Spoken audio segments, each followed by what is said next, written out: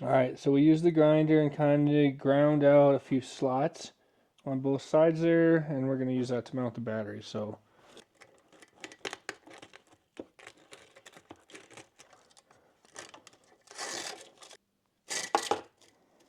alright, so we have that in, so it's kind of held up on itself there. I'm going to grab the EMF battery. Now I actually cut my original tray out of here, but if you get longer bolts that hopefully I can get available, this usually just clamps back down in that regular stock tray for these. Unfortunately, I chopped mine in half a while ago, but you can see kind of that will just sit back over, and with some longer screws you'll be able to just screw that back in and be secure. Alright, so we kind of have that fed through in the strap. Alright, so we're going to grab the EMF battery now and we'll slip this in. Pretty secure. This bike I'm not doing anything crazy with. We're not like jumping it or anything, so I'm going to call that good. We'll go ahead and try to mount the controller somewhere and close this puppy up. Alright guys, so we're going to go ahead and kind of do the same thing with the old stump build here, and we're going to chop this right into here with the grinder on the side so we can run a strap through. So we'll go ahead and get to it.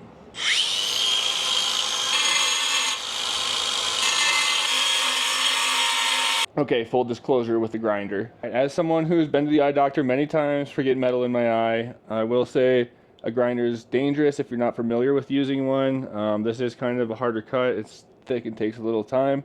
So if you have someone that's comfortable and uses a grinder, I would recommend to have them do it. I'm a contractor, I've been in construction my whole life, so used to being around power tools and grinders, but they are very dangerous. I warn my guys at work, always respect the grinder. That thing will blow up in your face, it'll throw metal, a lot of bad things. So respect the grinder. All right, back to it.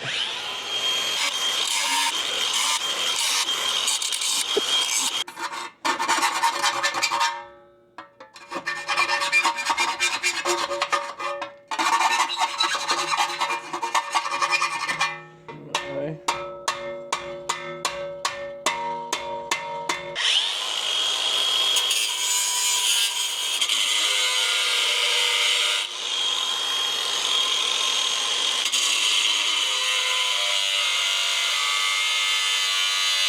So we can see I'm going to do two straps that way. I have one slot ready, and this one I have so you guys can kind of see what I've done if you're comfortable with the grinder. But basically I've just done two slots very carefully, and then I'll try to break through that if I can, and then we'll be able to go ahead and kind of pull this strap through here, and it will kind of lock up on itself on that strap. So that's kind of my new method that I'm doing. Let me know what you guys like to do, but this has been doing decent. We'll do some more further testing and I'll let you guys know how I think it's doing and holding up, if it's stretched and let the battery loose or not. We'll put padding on, of course, but we'll get back to it.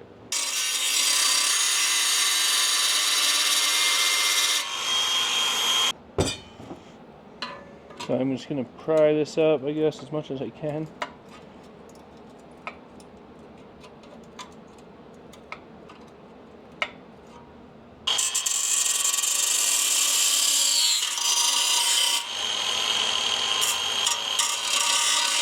Alright, kind of made little braking relieve points there, and then I cut it in half so that hopefully it can kind of just come out.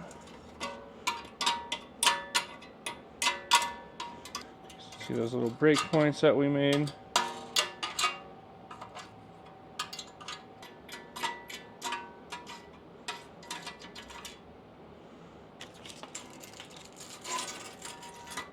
Almost went too big on that one, so I gotta watch out for that.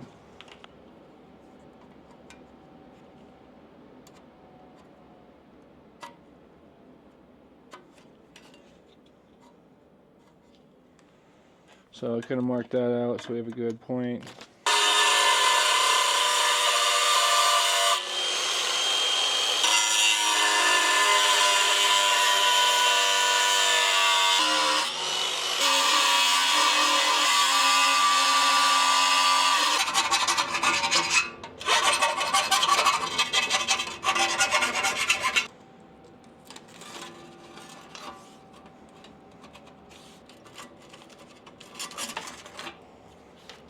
what we're going to do now is just kind of go ahead and trace this out so that we just have a little fitting for the bottom of this.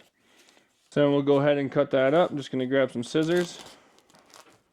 Yeah, how are you doing?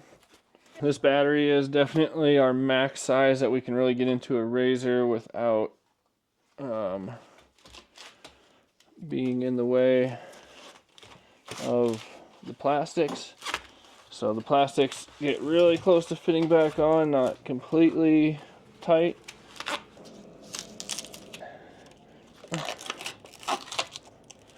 And I might need to get a little bit longer straps. I think I'm going to get one size longer, but we're kind of going to test fit right now. Right, and then we're going to pull this as forward as we can.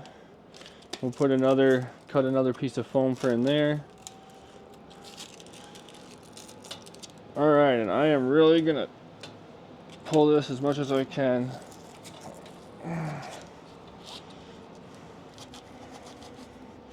Now the shock is very close on the MX style, so again, shift it forward and then you'll be able to slip your plastic covers, will slide in between there. But that's pretty much it. We'll slide the covers on so we can get a look at it. That you are going to have between here. So you'll basically have about a ½ inch, maybe less gap between this part and them closing. So the battery covers will not fully close all the way, but they're going to be really close for this size battery. On older batteries for this size, you can see I was losing a lot of foot peg space because those battery covers weren't closing close to as much as they are with this. So I'm super happy with that. So there you guys can kind of see that's going to be more of the finished for our larger 72 volt sizes, the 40 AH 120 amp, and then the 32 AH 200 continuous amp. So pretty maxed out for that, but I like to get the battery covers on, so we've achieved it. Pretty happy. We'll see how all that holds up, and we'll go ahead and get this bike ready to get to welding. I'll pop that out.